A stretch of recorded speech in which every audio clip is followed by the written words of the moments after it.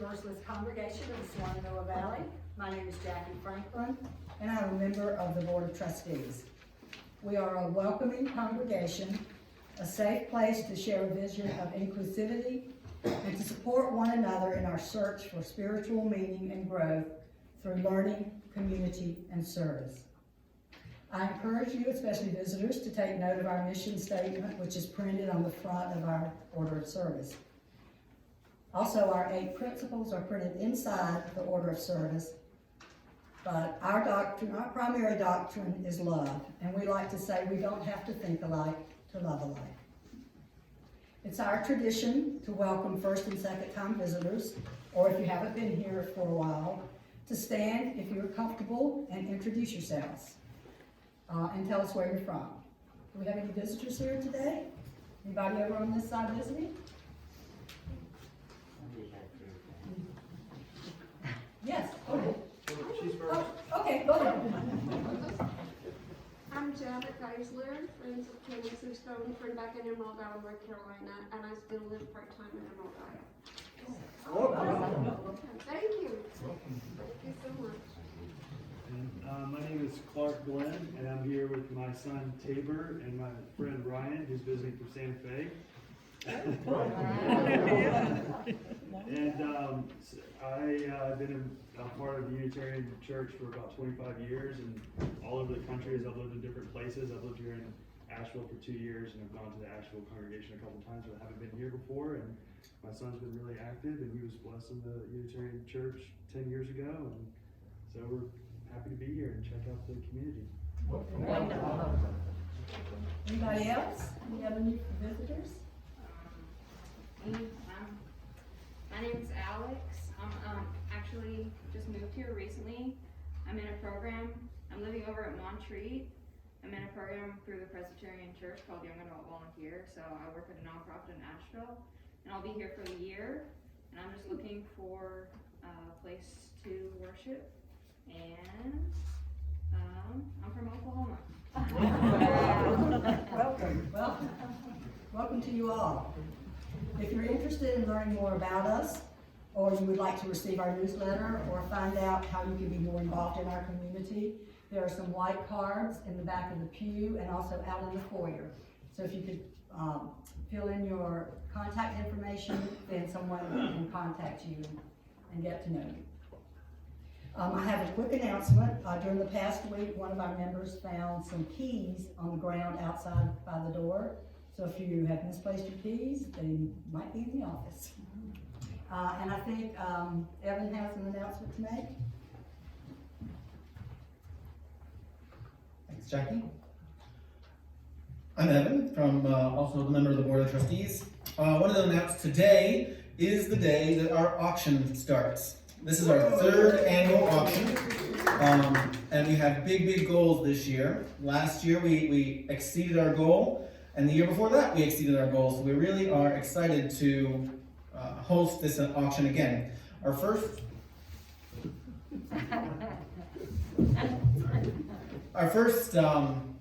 auction raised over $5,000, and we donated funds to charity. Our second auction was all online because of COVID. This year we're doing a hybrid auction where we have 1 full week of online bidding, and then we'll have a live event next Saturday. So really looking forward to a live event here in the church. There will be entertainment, there will be food, and some fun bidding against friends and neighbors. We have over 250 items. Wow.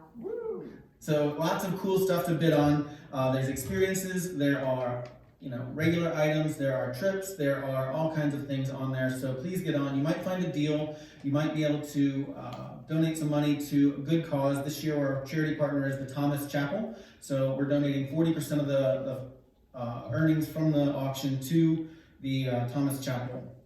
To get to the auction, you have to go very easy to our website, uusv.org. And on there, some big, ugly green buttons. You click on the green button and it'll take you right to the auction. Click around on there. Right now we have only about 40 bidders, which means there's a lot of folks that are going to get early looks and early bids on some of this great stuff. So get in there and take a look at what we have to offer. And our goal this year is $10,000. I truly believe we can do it. as a group and donate some good money to the Thomas Chapel. Thank you. Where can we get tickets, or do we need? Online. UUSV, good question. UUSV.org, it says buy your tickets here. May I add something to that? Do it. This is not open just to UUs in this congregation. I called a friend of mine who lives at Highland Farms and said, would you like me to get you a ticket and you come to the live auction with me? And she said, oh, what fun! And other people will do that, so invite your friends. I also want to say thank you to Larry, to Andy, Susan, and all of the folks who have been helping on the auction committee. It's been a big group effort, and the live event's going to be great fun. Also looked at Facebook. You got a big ad? It is on Facebook, yep, so you can find it there too. I'd like to remind you all to please silence your cell phones. And we will begin our service.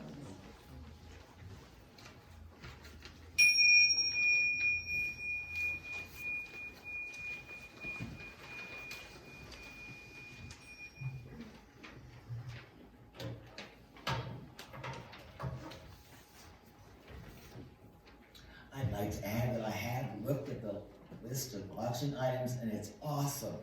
It is amazing. I can't wait to bid. I'm Diane Graham, a member of the Sunday Service Associates, which is a very important committee. We choose speakers for every time that Michael is not here. We, as individuals, have joined to become one through our congregation.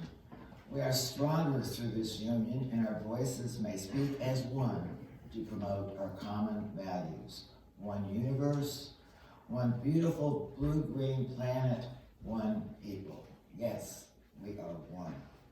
But the age-old strife is with us still, and other voices fearfully speak, and the harmony of oneness seems very far away.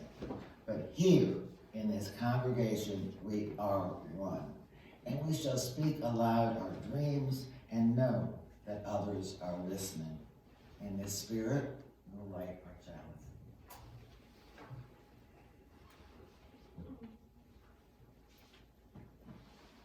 Our opening hymn is hymn number 144.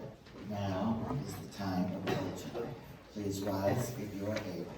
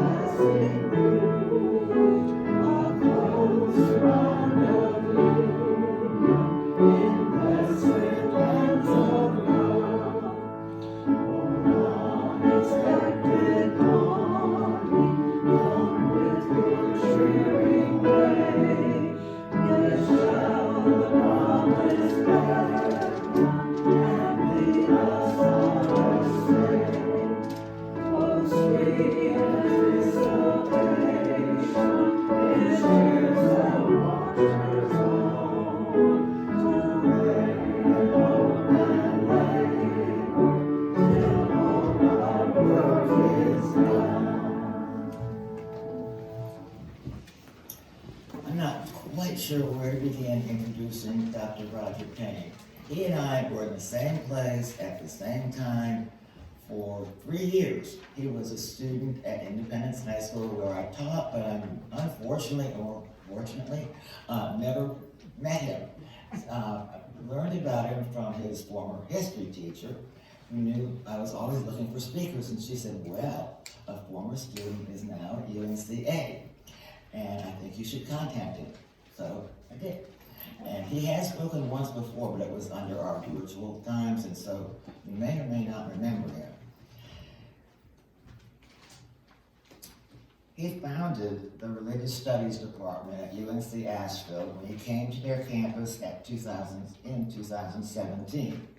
After serving on the faculties of Hampton-Sydney College, University of Virginia, and Louisiana State University, Payne was drawn to UNC Asheville's focus on the liberal arts and sciences and the opportunity to set up a religious studies department. He was voted by his colleagues as the Distinguished Teacher of the Year for 2019-20. He originally didn't intend to go to college, much less teach at one, but he decided to attend UNC Charlotte after growing tired of his work as a photographer, and chose to pursue religious studies based on a book he had been reading about Christian history that he found particularly interesting.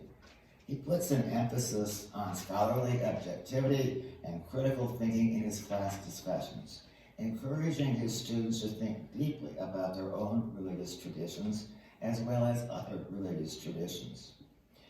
It is a subject perfectly fit for the liberal arts. Payne said, "We are the quintessential liberal arts degree because you do a little bit of all of it as you work through our courses. You'll see religion from so many different angles and perspectives, and you'll have an opportunity then to reflect critically in many different ways." That sounds a lot like us, I know, because we have that opportunity also here.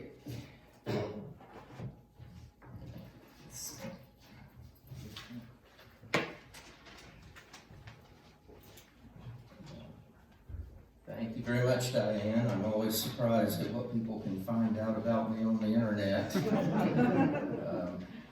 I will just caution you, as Abraham Lincoln did, not to believe everything you read there. I understand. Our reading this morning is from the Sufi Islamic poet Rumi.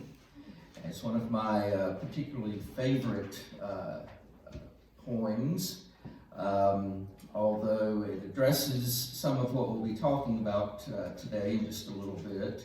I'm going to challenge Rumi on just a little as we get near the end of our talk today. But listen while we hear Rumi's poem, One Song.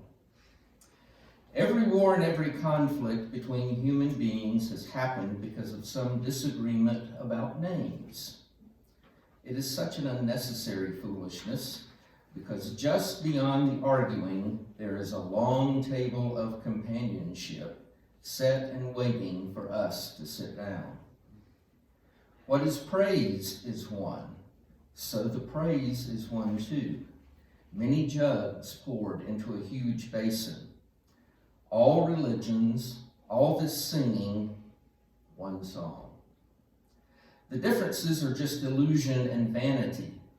Sunlight looks a little different on this wall than it does on that wall, and a lot different on that other one, but it is still one light.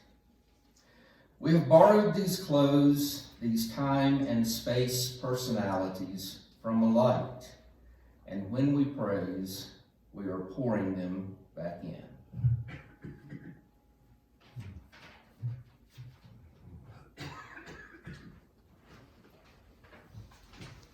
Our joys and sorrows are often deeply felt, but sometimes unspoken. Here, you get a chance to share your joys and sorrows. It helps us know you better, and it also lets us know you might need something that we wouldn't know about otherwise. Lee will be lighting the candles for you.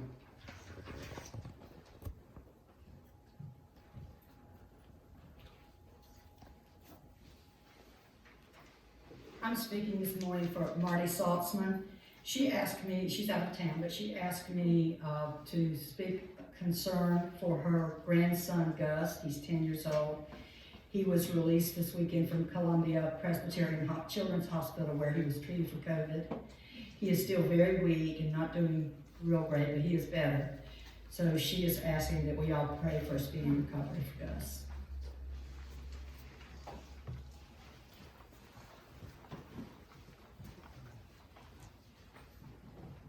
I'm Evan, and I've got a joy because actually this afternoon my two sons are going to get their first COVID vaccine. So.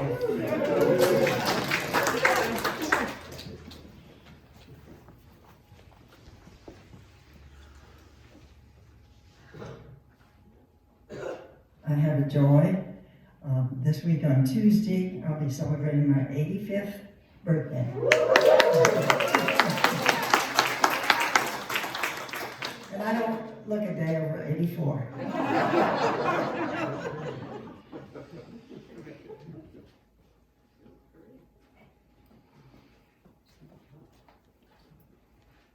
I'm Andy, and having been through what Gus is going through, my thoughts are very much with him.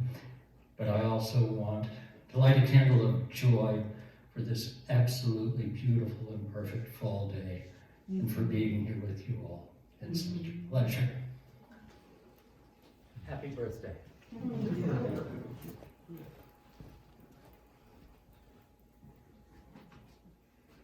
I'm Anna Marcel de Hermanos, and actually Roberta stole part of what I was going to say, which was happy birthday to our own personal women's rights person. and our jokester, our humorist.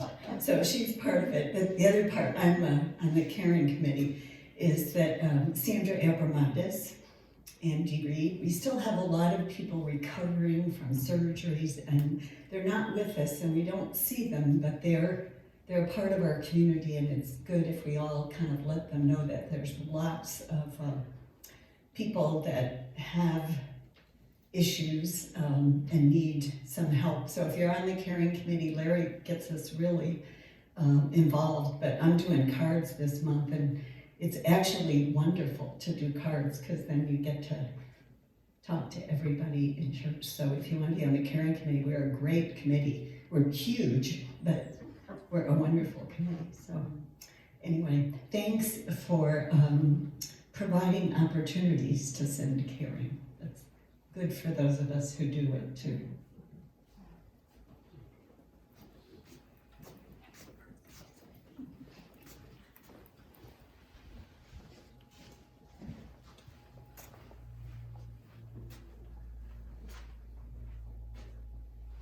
So I'm up here for two people. My son Tabor leaned over and said, "Dad," he stood up. He said, "Dad, will you go up there and please give a joy for me?"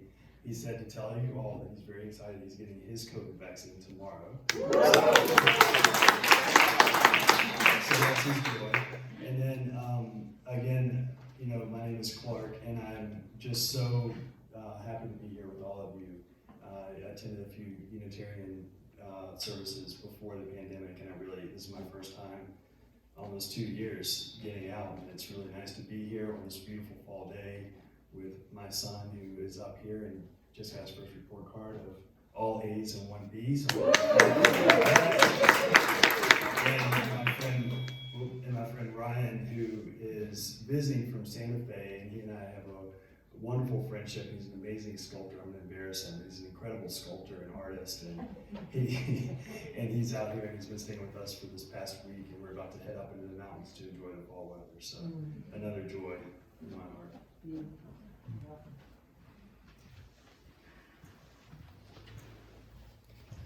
Please light another candle for all the unspoken joys and concerns. Our responsive reading today is number 557. Please stand and join us in reading A Common Destiny.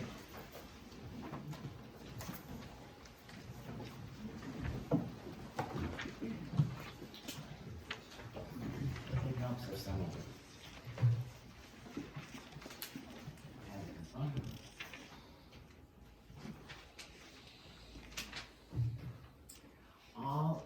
substance, all substance of energy, being, and purpose are united and share the same destiny. All people, those we love and those we know not of, are united and share the same destiny. Birth to death, we share this unity with the sun, earth, our brothers and sisters, strangers, flowers of the field, snowflakes, volcanoes, and moonbeams. birth, life, death, unknown, known, unknown. Our destiny from unknown to unknown. May we have the faith to accept this mystery and build upon its everlasting truth. Now is the time that you may contribute to the well-being, maintenance, etc. of this congregation that we hold so dear.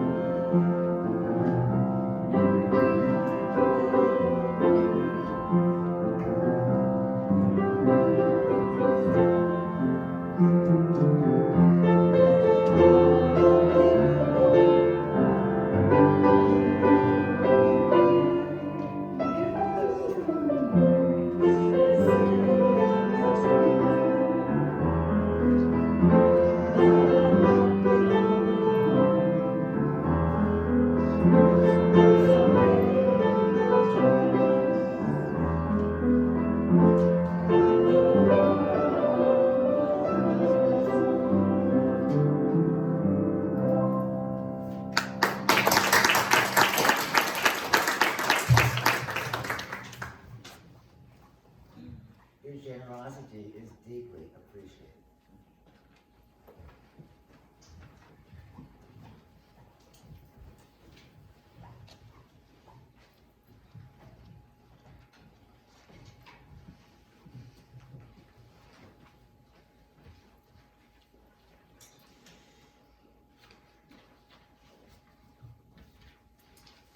Well, I would like to thank Diane for that wonderful introduction a bit ago and for inviting me to come and talk to you briefly this morning.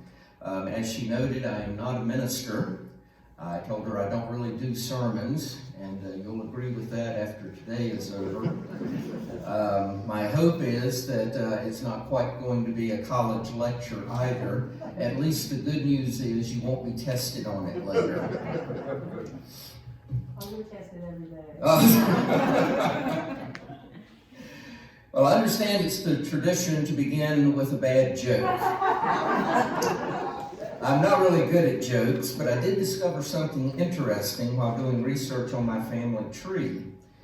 It seems that I had an ancestor named Lois who is credited with inventing the pun.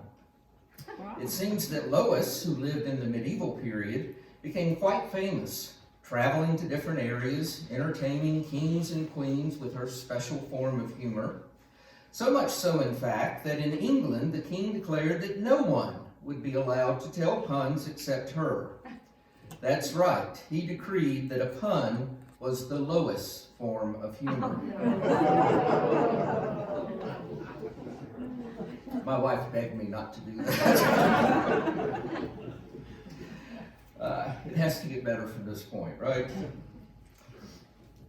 In 2010, former Alaska governor and vice presidential candidate Sarah Palin appeared on Fox TV's show The O'Reilly Factor to comment on the National Day of Prayer. which federal judge Barbara Crabb had recently ruled to be in violation of the First Amendment's Establishment Clause. After propounding her theory that the Declaration of Independence and the Constitution made, quote, Judeo-Christian belief the foundation of our lives, Bill O'Reilly asked Governor Payne, well, what do you say to the people in Chinatown and San Francisco and here in New York and other big cities, the Asian Americans who come from a different culture? Do they not participate in the Judeo-Christian tradition? I mean, they don't believe it. They believe something else. Payne replied, and I'm condensing her reply a bit, we get to say to them, yay, welcome to America, where we are tolerant and you have a freedom to express whatever faith. You can participate peacefully in whatever religion you choose. That's what America is all about. We would ask that there be a respect for what the Judeo-Christian beliefs are too. It's mutual tolerance. We also need to remember that Margaret Thatcher and other foreign leaders and foreign observers think America is such a great and exceptional nation because we do base our lives, our values, on the God of the Bible, the Old and the New Testament. Now, for a religious studies scholar like me, there's a lot to unpack and untangle here. And I use this example not to argue politics this morning, but to address some of the prevalent ideas and pervasive attitudes about the place of religion within the American public square. To put it plainly, Governor Payne's remarks indicates that while she acknowledges religious differences, she does not embrace religious diversity. Difference is a fact.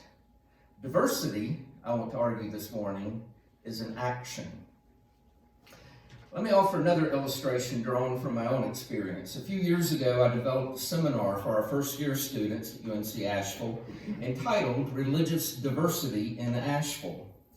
My goal was not only to introduce these students to the many wonders of Asheville and the surrounding areas, and by the way, the drive here from Weaverville this morning was just gorgeous. If you haven't been out yet to drive around, this is, I think, the peak day to do it.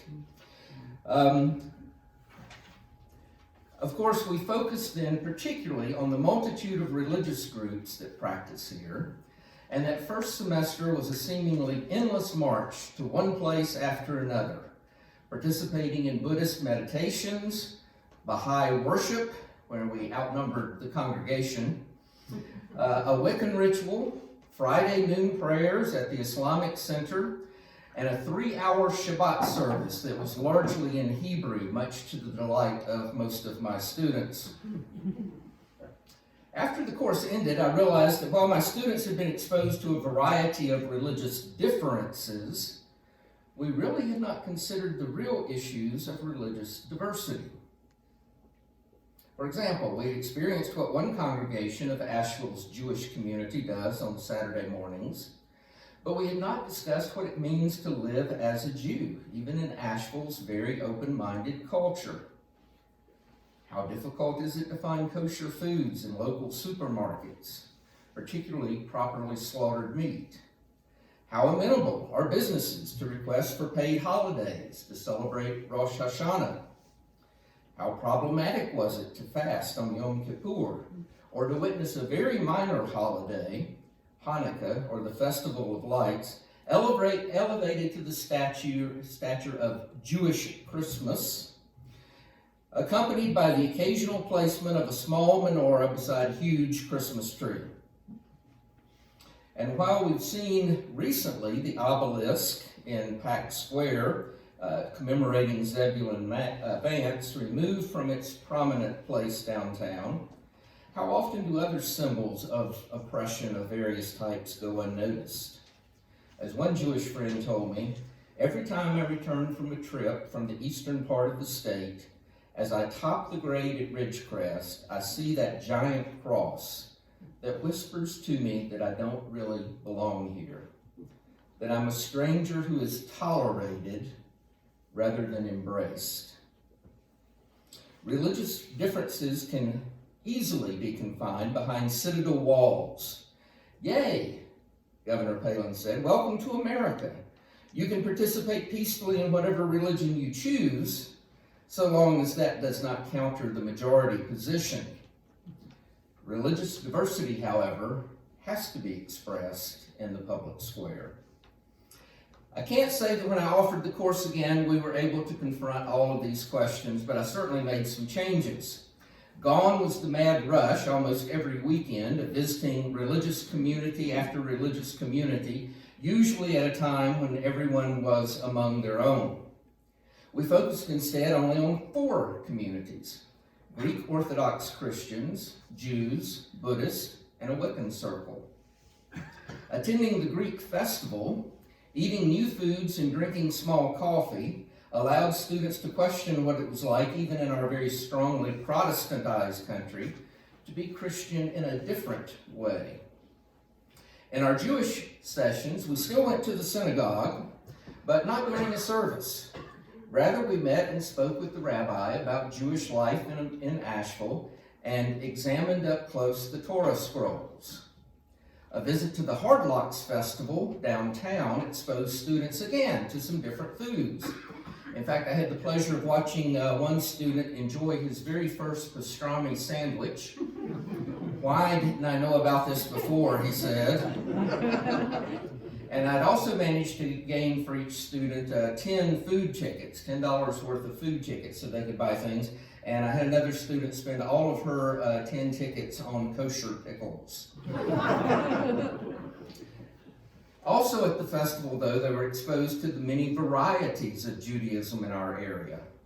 Most completed their mandatory interview, where they had to go around and speak to people at some of the different booths. Most of them gathered around the booth of the Jewish secular community of Asheville, a concept that many just couldn't quite understand. Local Wiccan priestess Byron Ballard prepares for the ancestor ritual and discussed her own family background in using herbs and other natural remedies. Back in the classroom, we discussed the concept of diversity from political, philosophical, and religious perspectives. Rather than simply learning that differences exist, we queried the place of such differences in our society and our world. We began to see diversity as a call to action and not simply just a statement of variation. Muslims are not only Muslim when they are at Friday noon prayers. Jews are not only Jews when they attend Shabbat services. And Christians are not only Christians when celebrating Easter, even if, such as in the Orthodox tradition, that celebration does not coincide with the day that other Christians recognize. The statement by Governor Payne to go off and celebrate your own religious holidays in private, but leave our, quote, Judeo-Christian culture alone, merely tolerates difference when such is confined within its own space. It does not embrace diversity. So how do we as American citizens and as global citizens embrace diversity? Or even more basically, should we embrace it? As scholars from many different disciplines have noted, diversity brings problems in its wake. What's wrong with just being tolerant? Certainly tolerance is an improvement over intolerance, but as humanist scholar Martha Nussbaum points out, tolerance is saying that while I don't agree with your religion, I choose not to persecute you openly because of it. Tolerance is something offered by the tolerator, and that which can be offered can also become that which is rescinded. Even in his great letter on toleration, written in 1689, the English philosopher John Locke urged the monarchs William and Mary to extend religious toleration throughout the realm, but not to all religions. For Locke, Catholicism represented a political force that was antithetical to English liberties. Locke's anti-Catholicism made its way to North America and assumed a particularly virulent form during the antebellum period when Irish and German immigrants, the vast majority of them Catholic, made their way into the United States. Their God is not our God, American Protestants argued. Their ways are not our ways. Not only do they come to steal our jobs, but once they gain the vote, They will take over the country and destroy the very liberties that allowed them to do so. In our own day, the immigrants and their religions have changed, but the opposition has not. So the first point to acknowledge about religious diversity is that it's challenging. It's hard. In his book, Faith of the Founders, American religious historian Edwin Gaustad argued that, contrary to popular opinions, the founders faced a similar problem that we see today. Perhaps they didn't have the difficulty of dealing with the multitude of religious traditions that have come about through immigration, experimentation. The United States has been a wonderful seedbed for many different religions. The Latter-day Saints, the Jehovah's Witnesses, a number of groups have taken their start here, as well as the free market competition that the separation of church and state opened up in the early national period, where those churches and groups that were able to successfully compete, which included the Baptist and the Methodist and some Presbyterians, won out over the old colonial churches of the Congregationalists and the Anglicans.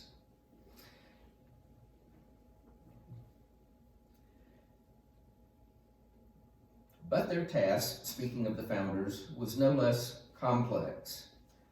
Congregationalists in New England, as I've mentioned, Anglicans in the South, Pietists and Presbyterians in the Middle Colonies, and a smattering of Jews, Catholics, and yes, even Unitarians throughout the new nation, made any sort of settlement problematic.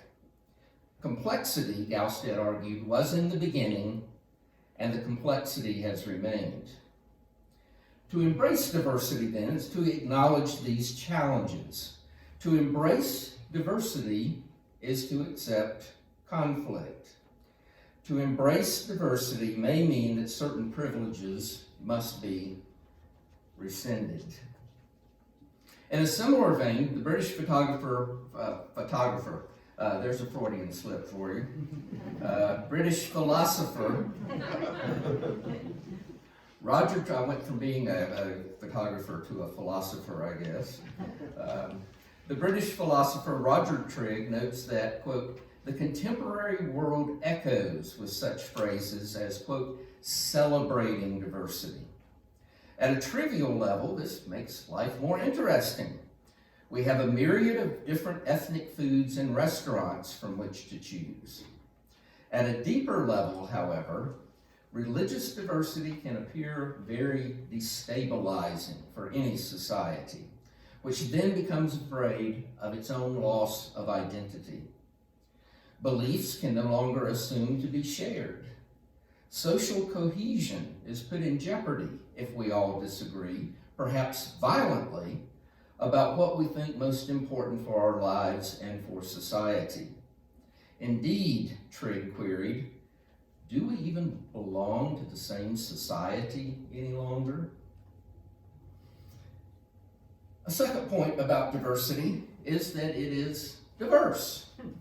And lest that sound too circular, let me explain what I mean. Among the founders, both Thomas Jefferson and James Madison regarded religious diversity in the public square to be a goal to be achieved, not a problem to be solved. The strength of any democracy, Madison argued, was its diversity of opinion. Similarly, the strength of religion came not from any support by the government, but by the diversity of ideas and practices. While the impact of Christianity in the early years of our nation cannot be denied, one searches in vain for any evidence that Madison, the so-called father of the Constitution, sought to favor one religion over any other as the foundation of government.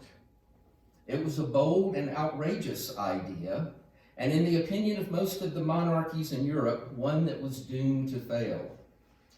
It was, as Jefferson called it, a lively experiment, and the final results have yet to be seen. Back to Rumi's poem. I love his analogy of the light coming in through the window, appearing in different places on different walls, and to look beyond our differences. I hope, however, that the light that comes in is coming through stained glass windows. So instead of seeing only one bright white light, we can see it in its many colors. Thank you very much.